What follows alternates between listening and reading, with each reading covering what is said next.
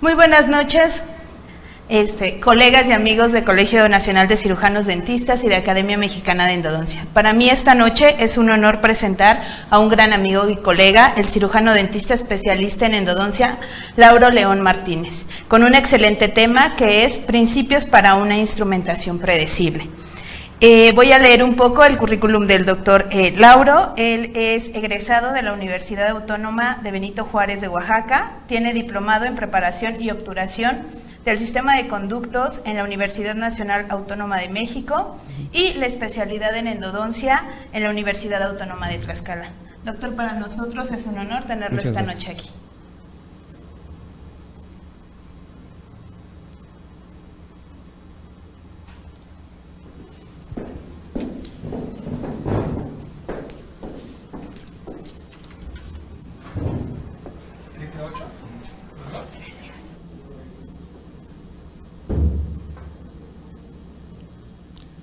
Hola, buenas noches.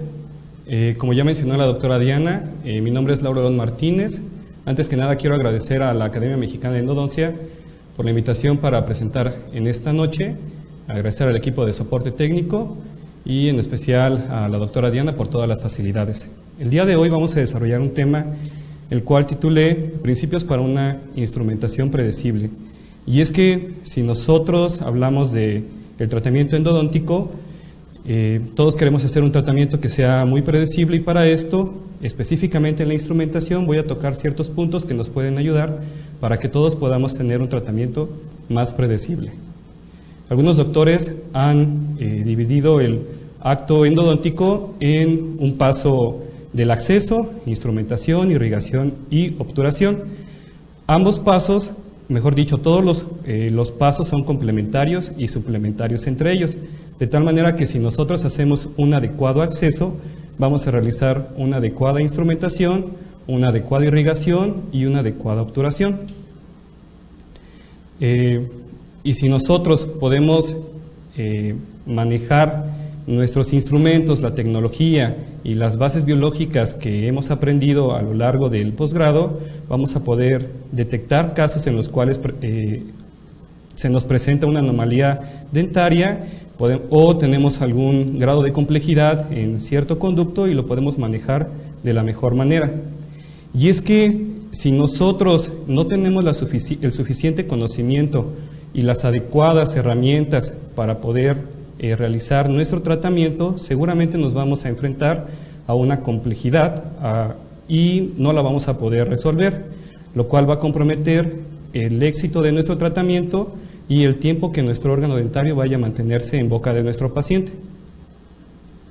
De acuerdo a Bertucci, nos menciona que el conocimiento, para poder realizar un tratamiento adecuado, debemos de tener un conocimiento profundo de la morfología del órgano dentario. Debemos hacer una cuidadosa interpretación de la radiografía y un adecuado acceso para la exploración del espacio pulpar. Hoy en día, gracias a la microtomografía computarizada, podemos nosotros estudiar y conocer mejor la complejidad del sistema de conductos y nos acerca más a el conocimiento de por qué es que funciona nuestro tratamiento endodóntico y qué es lo que tenemos que hacer para que en aquellos casos más complejos podamos nosotros trabajarlos mejor y tengamos éxito. Dentro de las herramientas que hoy en día tenemos para poder mejorar nuestro tratamiento, tenemos la magnificación, ya sea con el uso de lupas o con el uso del microscopio. Y es que no solamente el microscopio nos va a ayudar en cuanto a la postura, en cuanto a la ergonomía, en cuanto al tiempo de trabajo y en cuanto al éxito que nosotros podemos obtener. De acuerdo a Stropko, nos menciona que el conducto MB2 en primer molar superior podemos encontrarlo de un 73.2% a un 93% cuando usamos microscopio. Y en un segundo molar superior, el poder localizar un conducto MB2 aumenta de un 50.7 a un 60.4 cuando usamos microscopía. También nos mencionan que el usar microscopio aumenta el número de conductos localizados en molares mandibulares. Entonces, siempre que nosotros realicemos un tratamiento endodóntico, si nosotros utilizamos herramientas como el microscopio, vamos a poderlo realizar mucho mejor y el éxito y el beneficio va a terminar siendo tanto para nuestro paciente como para nosotros como clínicos. Una vez que nosotros vamos a realizar nuestro tratamiento endodóntico, debemos de hacer una valoración clínica, la cual nos va a permitir conocer la posición de nuestro órgano dentario en el arco. Nos va a permitir determinar si presenta una giroversión y una inclinación, y también determinar si presenta alguna restauración previa. En cuanto a la valoración radiográfica, nos va a permitir determinar la longitud del conducto, si es que presenta una curvatura, tamaño de la cámara pulpar, ya sea amplia o calcificada, conductos calcificados, resorción radicular o el estado de los tejidos periapicales. Entonces es importante que nosotros hagamos tanto la valoración clínica como la valoración radiográfica. No solamente podemos hacer una de estas valoraciones, siempre tenemos que hacer las dos. De tal manera que desde que nosotros tomamos la radiografía, nosotros podemos determinar la complejidad que nosotros vamos a enfrentarnos a realizar nuestro tratamiento de endodoncia. Podemos obtener una radiografía en la cual observamos un órgano dentario con una raíz accesoria, o podemos tener el caso de un órgano dentario con un solo conducto. También podemos observar órganos dentarios que presentan una raíz extensa y curva, o que ambas raíces se van a presentar curvas. Entonces es importante que desde el estudio radiográfico nosotros vayamos interpretando y conociendo el órgano dentario al cual vamos a tratar.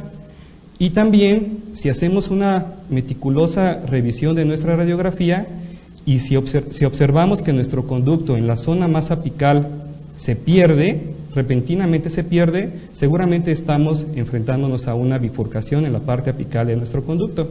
Entonces, antes de poder realizar el acceso o meter algún instrumento, es importante que valoremos también las radiografías que nosotros obtenemos. Un consejo que se nos da es que también al momento de, antes de iniciar nuestro acceso, podamos nosotros hacer un sondaje para poder determinar imaginariamente dónde se encuentra la unión cemento-esmalte. Y es que si nosotros determinamos dónde se encuentra la unión cemento-esmalte, vamos a poder tener una idea de dónde se encuentra nuestro piso de la cámara pulpar. Y si sabemos dónde se encuentra el piso de nuestra cámara pulpar, vamos a poder tener las precauciones para no llegar a perforar nuestro órgano dentario. Otro aspecto importante es que, de acuerdo al órgano dentario, debemos de ubicar nuestro acceso y la posición en la que vamos a accesar a nuestro conducto.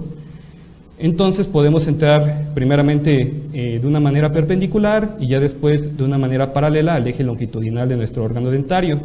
Esto para evitar una remoción excesiva del tejido dentario y también para evitar una perforación. Deutsch realizó un estudio en el cual examinó la longitud o el tamaño de el punto más superficial o de la cúspide hacia, mejor dicho, determinó la distancia que hay de la cúspide al cuerno pulpar y determinó la distancia que hay del cuerno pulpar hacia el piso de nuestra cámara pulpar y del piso de nuestra cámara pulpar hacia la pulpa. Entonces tenemos más o menos que son 6 milímetros de distancia de la cúspide al cuerno más alto, 2 milímetros de distancia del cuerno hacia el piso y casi 3 milímetros del piso a la zona de la furca. Y en molares superiores obtuvo valores muy similares. Recordemos que estos valores pueden ser modificados de acuerdo a la edad de nuestro paciente y de acuerdo a si ese órgano dentario ha sufrido algún estímulo irritante. Siempre, todo tratamiento endodóntico lo tenemos que realizar bajo aislamiento absoluto. Y este aislamiento no es algo nuevo, sino que desde 1864 ya había sido introducido. Krasner y Ranko realizaron un estudio sobre la anatomía del piso de la cámara pulpar y determinaron varias leyes. Una de ellas es la ley de la centralidad, en la cual nos menciona que el piso de nuestra cámara pulpar lo vamos a encontrar justo en el centro cuando nos ubicamos al nivel de la unión cemento-esmalte. Y también determinaron la ley de la concentricidad, en la cual menciona que al nivel de la unión cemento-esmalte, las paredes de nuestra cámara pulpar van a ser concéntricas al contorno de nuestro diente a este nivel. Es decir, si nosotros tenemos un premolar que va a ser más estrecho de mesial a distal, también la cámara pulpar va a ser más estrecha en este sentido. Otra ley que ellos establecieron es la ley de simetría, la cual no se aplica en molares maxilares. Esta ley de simetría nos menciona que si hacemos un trazado imaginario a la mitad de nuestro órgano dentario de mesial a distal y nos ponemos a localizar nuestros conductos en un molar mandibular, si encontramos uno y este se ubica a 3 milímetros de esta línea imaginaria, seguramente el otro conducto, nuestro conducto mesio-bucal, lo vamos a encontrar a la misma distancia. Entonces es una manera en la cual nos podemos guiar para localizar nuestros conductos. Y es que si deseamos realizar una completa instrumentación o una instrumentación mucho más efectiva, debemos de localizar todas las entradas a nuestros conductos. Este es otro ejemplo. En este caso, si hacemos el trazado de la línea imaginaria, podemos observar que tanto el conducto mesial como el conducto distal se encuentran pasando justo en la línea que nosotros dibujamos mentalmente. Esto quiere decir que lo más probable es que si removemos este tejido dentario en los extremos, lo más probable es de que nosotros no encontremos otro conducto, porque nuestros conductos están pasando justo a la mitad. Entonces, solamente cuando tenemos un conducto que no pasa justo a la mitad de esta, o justo en esta línea, seguramente tenemos otro conducto al lado opuesto de esta línea imaginaria.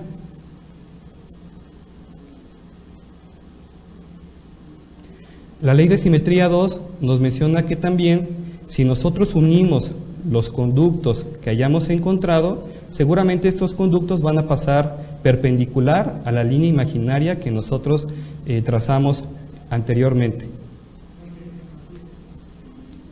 También establecieron una ley, la cual le llamaron el cambio de color, la cual nos menciona que el piso de nuestra cámara pulpar siempre va a ser más oscuro que la dentina o que el esmalte. Entonces, esto también nos ayuda para determinar cuando ya estamos en el piso y ya no tenemos que desgastar más nuestro órgano dentario. Otra ley que ellos establecieron es la ley de localización de los orificios. Esta ley nos menciona que justo en la unión de dos paredes, es decir, si queremos localizar el conducto mesio-bucal, en la unión de la pared bucal con la pared mesial, justo en este vértice es donde vamos a encontrar la entrada a nuestro conducto. Y si deseamos localizar el conducto mesiolingual, en la unión de la pared mesial con la lingual, justo en este vértice vamos a encontrar la entrada a nuestro siguiente conducto. Y el conducto distal, pues lo vamos a encontrar en la unión de la pared bucal con la pared lingual con la pared distal. Entonces, no debemos de intentar desgastar el piso o intentar desgastar a la mitad de una pared, porque las entradas a los conductos se encuentran justo en la unión de dos paredes. También vamos a presentar, nos van a tocar casos en los cuales no encontramos un sangrado, no distinguimos bien si es una calcificación, si es un tejido cariado, pero es importante que nosotros vayamos entrenando nuestro ojo y podamos nosotros determinar fácilmente cuál es un tejido sano, en este caso que es más claro, o cuál es un tejido que está afectado. Y de esa manera también vamos a determinar dónde podemos presentar alguna calcificación. Entonces, si aplicamos las leyes anteriores, justo en la unión de la pared bucal con la pared mesial, en el vértice, vamos a encontrar la entrada a nuestro conducto mesio-bucal, como estamos viendo. Y justo en la unión de la pared mesial con la pared lingual, vamos a encontrar la entrada a nuestro conducto mesiolingual. Entonces, son leyes que nos ayudan bastante para poder determinar dónde probablemente está nuestro conducto y dónde debemos solamente de desgastar. Obviamente, si nosotros tenemos microscopía, va a ser mucho más fácil la localización de nuestros conductos. Una vez que nosotros hayamos hecho nuestro acceso, podemos tener un sangrado y este nos va a impedir poder observar el piso de nuestra cámara pulpar. lo primero que tenemos que hacer antes de meter algún instrumento es irrigar. De esta manera vamos a poder cohibir la hemorragia, vamos a poder observar mejor nuestro piso. Si es que tenemos dudas en que si perforamos o no perforamos nuestro piso de la cámara pulpar, lo mejor es que la irrigación la hagamos con solución salina. Y si estamos seguros que no perforamos, podemos hacer una irrigación directamente con hipoclorito. Si es que tenemos algún cálculo no adherido a nuestro piso o a nuestras paredes, podemos removerlo con nuestra cucharilla. Y es importante que también nosotros podamos determinar si hemos retirado todo el techo de nuestra cámara pulpar, ya que si no lo retiramos en su totalidad, podemos pensar que hemos localizado las entradas a nuestros conductos, pero en realidad estamos en los cuernos pulpares. Entonces es importante que nosotros quitemos todo el techo y, de ser necesario, tomemos una radiografía para poder determinar si ya estamos en el piso o si seguimos todavía un poco más arriba. Actualmente se han realizado estudios en los cuales se intenta determinar la resistencia a la fractura dependiendo del tamaño del acceso que nosotros realizamos. Hoy en día realizamos un acceso tradicional, un acceso conservador y un acceso ninja. La diferencia es la cantidad de dentina o de tejido dentario que nosotros removemos. Y de acuerdo a las conclusiones de este estudio, nos menciona que los dientes con acceso tradicional presentaron menor resistencia a la fractura comparado con los dientes con acceso conservador y acceso ninja. Y también nos menciona que los accesos conservadores y el acceso ninja no mostraron diferencias en la resistencia a la fractura. Pero nos menciona que entre más pequeño es el acceso que nosotros realizamos, va a ser más difícil para nosotros poder observar el piso de nuestra cámara pulpar, y va a ser también un poco más difícil poder determinar la ubicación de la entrada a nuestros conductos. Otra manera en la cual podemos ayudarnos para localizar nuestros conductos es dejar unas cuantas gotas de hipoclorito en nuestra cámara pulpar, de tal manera que se va a formar un burbujeo, y esa zona donde tenemos un burbujeo es seguramente donde tenemos tejido pulpar, y seguramente en esa zona también vamos a encontrar la entrada a uno de nuestros conductos. Hoy en día, con el uso de ultrasonido y de puntas especiales, podemos nosotros hacer un refinamiento de nuestro acceso más selectivo y preservando mayor cantidad de tejido dentario. Además que con estas puntas podemos tener mayor visibilidad comparado con el uso de fresas o de pieza de alta. Entonces, una vez que ya determinamos dónde tenemos dentina sana, dónde podemos presentar también un cálculo, con la ayuda del ultrasonido, en este caso utilizamos una punta de ultrasonido CT4, solamente hacemos un desgaste selectivo en los bordes, donde ya sabemos que no tenemos que trabajar, no desgastamos, y de esta manera vamos a poder remover mejor este cálculo pulpar.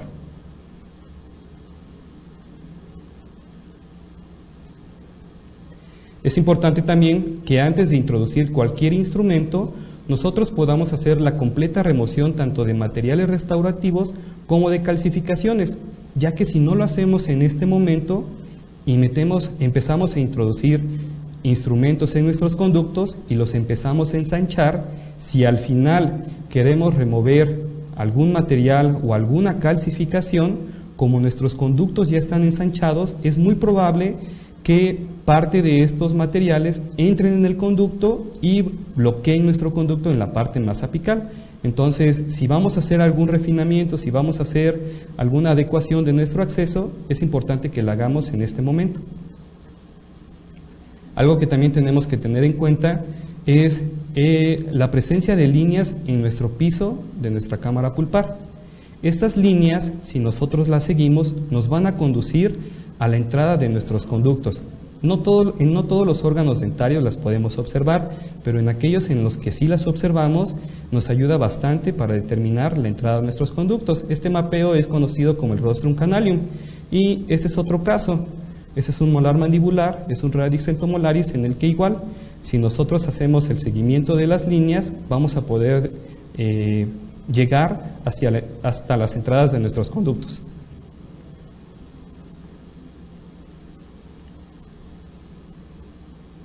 Una vez que ya hayamos determinado la ubicación de nuestros conductos, vamos a proceder a hacer un preensanchado cervical.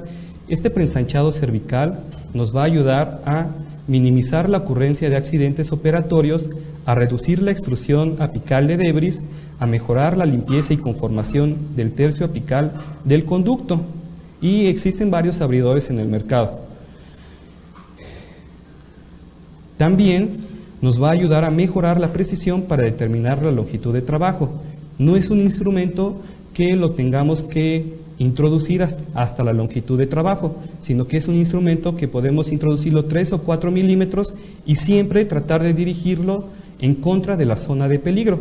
De esta manera vamos a poder hacer un preensanchado de nuestro orificio para poder permitir que el instrumento entre más recto y que también entre mayor cantidad de irrigante. Si nosotros vemos que nuestro instrumento, nuestra primer lima de exploración se dobla, seguramente es porque no hemos ensanchado esta entrada a nuestro conducto. Y recordemos que en la parte más apical de nuestras raíces vamos a tener otra curvatura. Entonces, si tenemos una curvatura en el tercio cervical y otra curvatura en el tercio apical, ya van a ser dos curvaturas las cuales van a ir estresando más nuestro instrumento y pueden llegar a comprometer o pueden llegar a provocar que se fracture nuestro instrumento. Lo ideal es que nuestro instrumento siempre entre de manera recta. En cuanto a la longitud de trabajo, nosotros podemos determinar la longitud de trabajo. Lo mejor sería que lo hiciéramos a partir de un punto fijo. Si nosotros utilizamos el vértice de una cúspide, podemos obtener una longitud de trabajo, pero si no tenemos cuidado y de momento empezamos a tener como punto de referencia la vertiente de esta cúspide, nuestra longitud va a estar variando. Lo ideal es que antes de realizar nuestra longitud de trabajo, podamos nosotros hacer la remoción de las cúspides de estos órganos dentarios posteriores para poder tener un punto de referencia más fijo. Y de esta manera vamos a poder controlar mejor nuestra longitud de trabajo.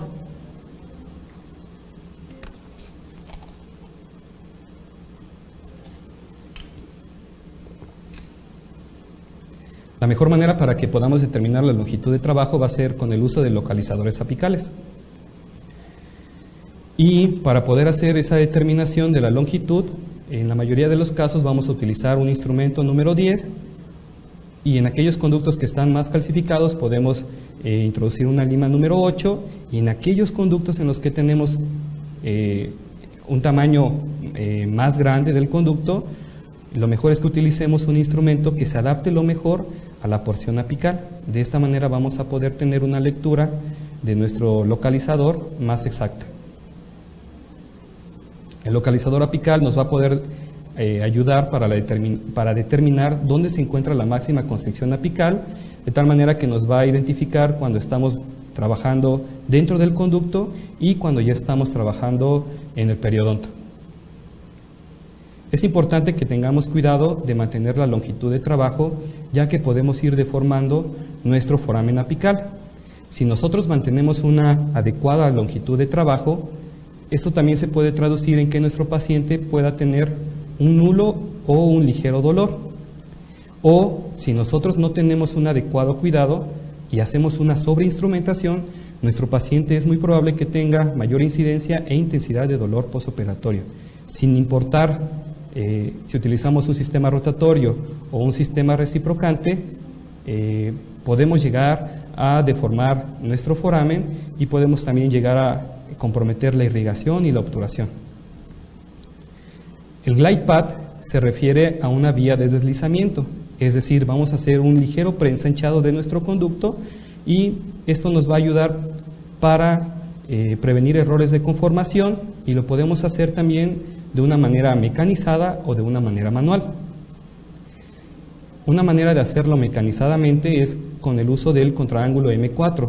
Ese es un contraángulo que nos va a servir para poder accionar limas de acero inoxidable o limas manuales.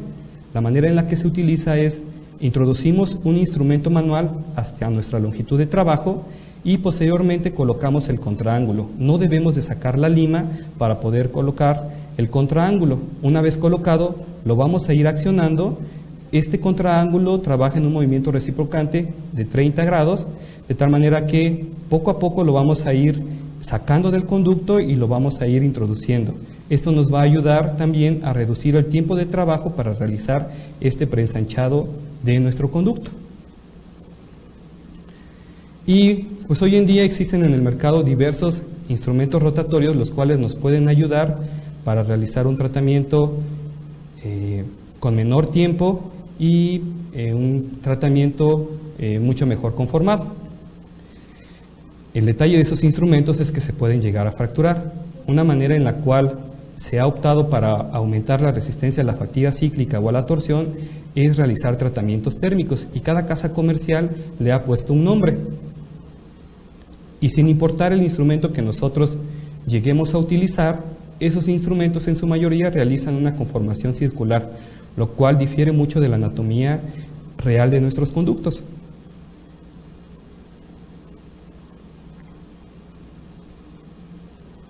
Varios artículos han realizado experimentos para determinar la cantidad de paredes que no son tocadas durante la instrumentación, y en promedio va de un 10 a un 50% de paredes no tocadas durante la instrumentación. En nuestro conducto curvo o en nuestros conductos, esa es la manera en la que normalmente se comporta nuestro instrumento. Llega a tocar en algunas zonas la pared interna y en otras zonas la pared externa de nuestro conducto. Y lo ideal es que nuestro instrumento llegue a tocar todas las paredes y pueda realizar una instrumentación más anatómica. De acuerdo al doctor Siqueira, lo que llega a pasar con estas zonas donde nosotros no llegamos a tocar con nuestros instrumentos es que llegamos a mantener virutas de dentina, remanentes pulpares y bacterias, los cuales pueden llegar a afectar nuestra obturación y también el pronóstico de nuestro diente, ya sea a corto o a largo plazo. En estas fotografías podemos ver cómo la instrumentación se realizó en un extremo y en el otro extremo se mantuvo tanto tejido dentario infectado como tejido pulpar contaminado. Lo ideal es que nosotros podamos hacer una completa remoción del tejido pulpar y del tejido dentinario contaminado, y para esto nos vamos a ayudar de la irrigación también.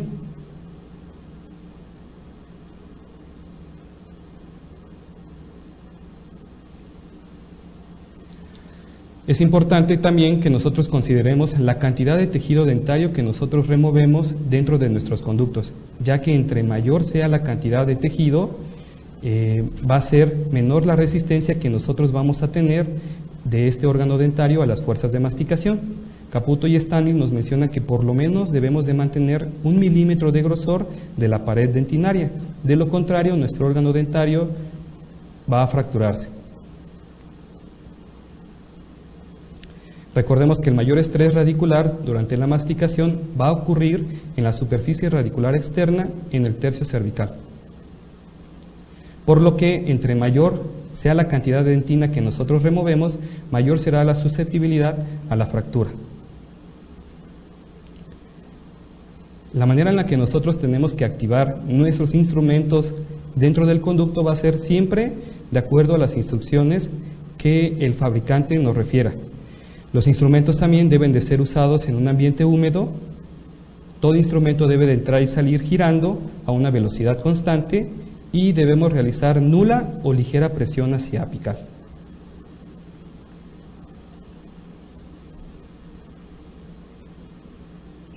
Sin importar el sistema rotatorio que nosotros utilicemos, es importante que nosotros utilicemos la secuencia completa. No podemos saltarnos instrumentos, ya que el instrumento que sigue seguramente se va a estresar más o puede provocar mayor extrusión de debris apical. Entonces es importante que hagamos la secuencia completa y no saltarnos instrumentos. Un reto que tenemos como clínicos también va a ser la instrumentación de conductos ovales. Los conductos ovales, cuando nosotros hacemos una instrumentación, normalmente dejamos una gran cantidad de tejido dentario, de tejido pulpar que nosotros nos contamos. Esos porcentajes son mayores a los que nosotros encontramos en un conducto promedio, de tal manera que el promedio de áreas que no son tocadas pueden llegar a ser del 60 al 80% y en los 4 milímetros del 65 al 75%. Por eso se nos sugiere que este tipo de conductos lo trabajemos como si fueran dos independientes, primero una mitad y después otra mitad. De esta manera vamos a poder mejorar la cantidad de tejido dentario o de paredes que nosotros tocamos. Un concepto que manejamos es el chip space. El chip space se refiere a la cantidad de espacio que hay entre nuestro instrumento y nuestro conducto, de tal manera que entre menor sea el espacio que nosotros tenemos entre el instrumento y el conducto, es más probable que el debris que nosotros provocamos no pueda salir hacia la zona cervical, sino que nosotros lo vayamos extruyendo hacia la zona apical. Sin importar el sistema de instrumentación que nosotros utilicemos, todos los sistemas de instrumentación llegan a provocar extrusión en diferentes grados. Esta extrusión o este debris que nosotros provocamos va a contener tanto virutas de dentina, tejido pulpar e irrigante. Y esto puede provocar daño a los tejidos periodontales, lo cual se va a traducir en una inflamación, dolor posoperatorio, agudización y retraso en el sanado de los tejidos periapicales. Por eso es importante que mantengamos una adecuada longitud de trabajo y que no lastimemos el periodonto. Recordemos que la instrumentación la vamos a considerar una parte química y una parte mecánica. Entonces, vamos a ayudarnos mucho de nuestro irrigante para poder llegar a zonas donde nuestro instrumento es difícil que nosotros lo podamos dirigir. De acuerdo a Sinku Kim, nos menciona que los 3 milímetros apicales de nuestros órganos dentarios van a tener el 98% de las ramificaciones apicales y el 93% de nuestros conductos laterales. Es decir, esta es la zona más difícil en la cual nosotros nos vamos a enfrentar para remover el tejido dentario contaminado y el tejido pulpar infectado. Un concepto que también manejamos es el vapor lock, el cual se refiere a que cuando nosotros introducimos nuestro irrigante dentro de nuestro conducto, se llegan a formar burbujas dentro de nuestro conducto y estas burbujas pueden comprometer que nuestro irrigante llegue hasta la zona más apical.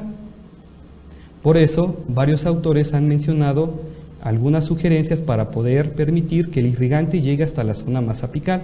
Vamos a poderlo hacer manteniendo la patencia apical con un instrumento 10, es decir, después de cada instrumento podemos introducir un instrumento de menor calibre, ya sea como un instrumento 8 o un instrumento 10, el cual lo vamos a sacar de nuestro foramen 1 milímetro para poder quitar el tapón de debris que se empieza a acumular en nuestra zona apical.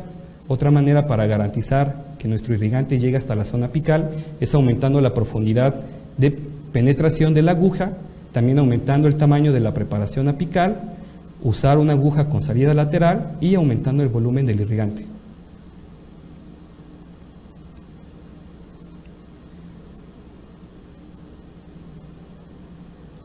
De tal manera que si nosotros mantenemos nuestro conducto patente, es más probable que nuestro irrigante sí esté llegando a la zona apical de nuestro conducto. La penetración de un irrigante dentro de un conducto instrumentado va a estar en función del diámetro de la aguja de irrigación en relación con el tamaño de la preparación. Por eso, cuando nosotros utilizamos una aguja de irrigación 30, lo ideal es que tengamos una preparación en la zona apical por lo menos 35 o 40.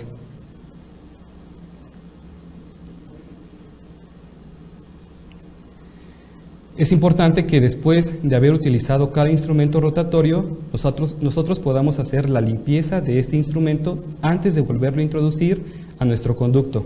De acuerdo a Parashos y colaboradores, nos mencionan un protocolo que podemos nosotros seguir para poder limpiar nuestro instrumento. Ellos nos mencionan que podemos utilizar una esponja, la cual debe de ser densa, embebida en hipoclorito o en clorhexidina, y después de cada introducción de nuestro instrumento en un conducto, este debris acumulado lo vamos a ir removiendo, introduciendo, dando de 5 a 10 picoteos en esta esponja. Eso va a ayudar a limpiar nuestro instrumento y que pueda trabajar mucho mejor dentro de nuestro conducto.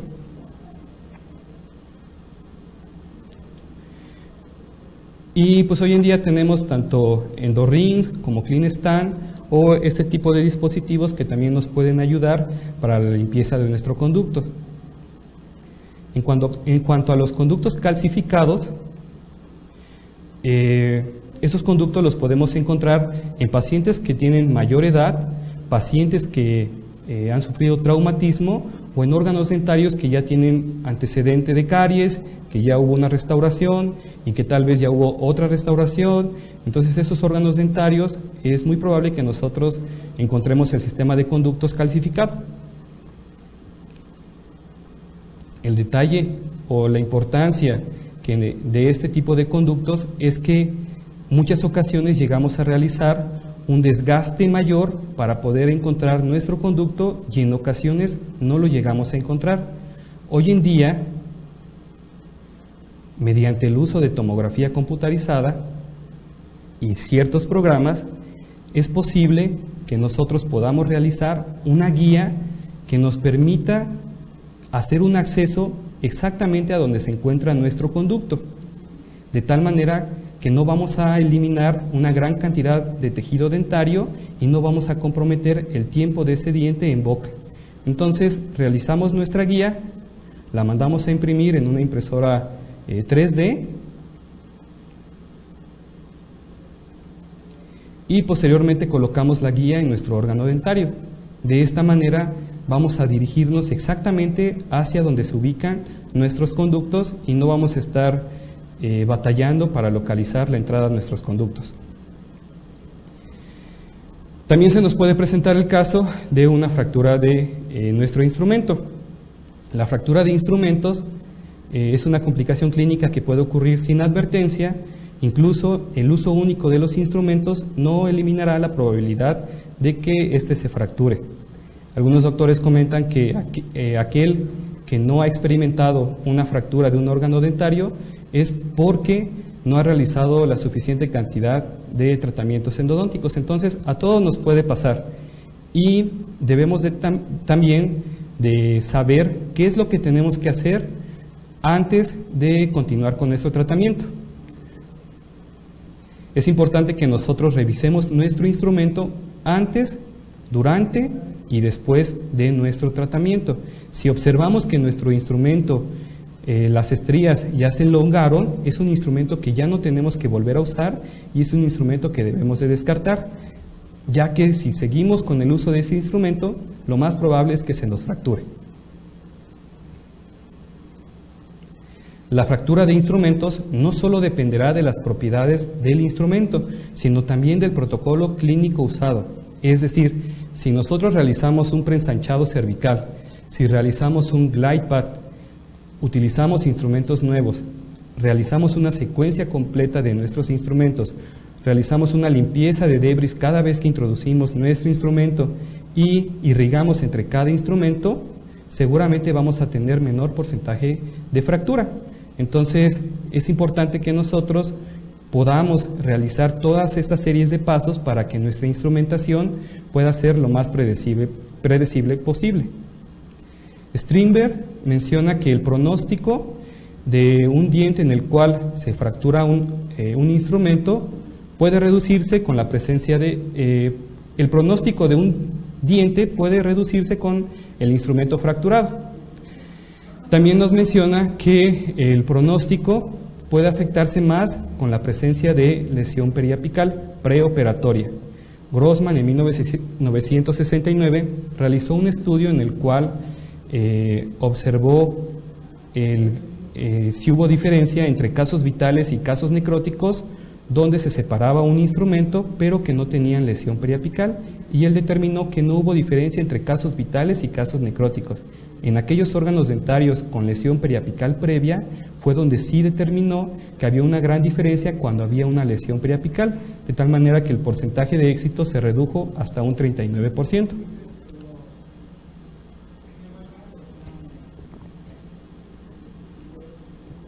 Y Spilly nos comenta que el impacto del instrumento fracturado puede depender de la etapa del tratamiento en que ocurrió esta fractura. Es decir, no es lo mismo que se nos fracture un instrumento 20 con el cual apenas empezamos nuestra instrumentación, no hemos realizado una adecuada irrigación, nuestro instrumento no removió la suficiente cantidad de tejido dentario contaminado, a que se nos rompa un instrumento 30, 35, 40, con el cual ya pudimos previamente realizar una mayor eliminación de tejido dentario contaminado y que también nuestro irrigante ya pudo haber llegado y trabajado en la zona más apical, por lo que la presencia de lesión periapical preoperatoria es un indicador de pronóstico más significativo que el instrumento fracturado dentro de un órgano dentario.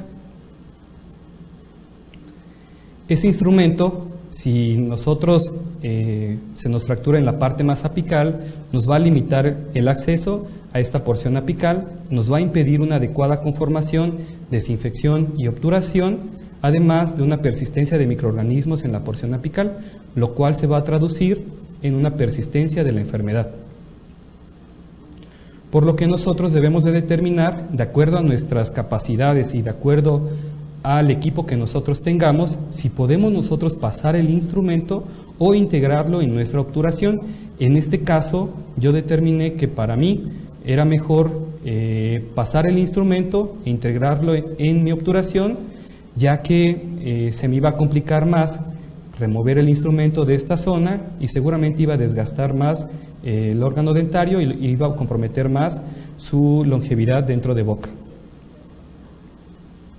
Y en aquellos conductos en los cuales se nos separa un instrumento y el conducto es más recto o más amplio, nosotros podemos intentar realizar la remoción del instrumento.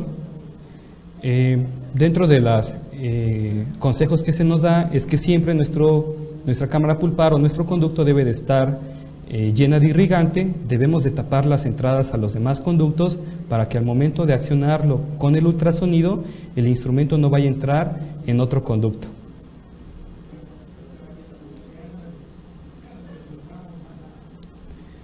Esa es mi radiografía de cuando ya retire el instrumento, y si observamos cómo quedó la obturación, realmente fue mínimo el desgaste que yo hice en mi conducto para poderlo remover. De esta manera no se va a comprometer en nada la irrigación y la obturación de nuestro conducto. Es importante también que nosotros, antes de utilizar un instrumento, podamos probarlo, ya sea en un cubo de acrílico, en un diente natural o en estas réplicas que hoy en día tenemos, como lo son los TrueTooth, ya que no va a ser el mismo comportamiento del instrumento si nosotros lo aplicamos en un cubo acrílico a un diente real. Entonces es importante que, sin importar el sistema rotatorio, primeramente tengamos una curva de aprendizaje, podamos determinar cómo es que funciona el instrumento para que así, al momento de aplicarlo en nuestra consulta, podamos ya tener un panorama de cómo se comporta y de cómo trabaja nuestro instrumento.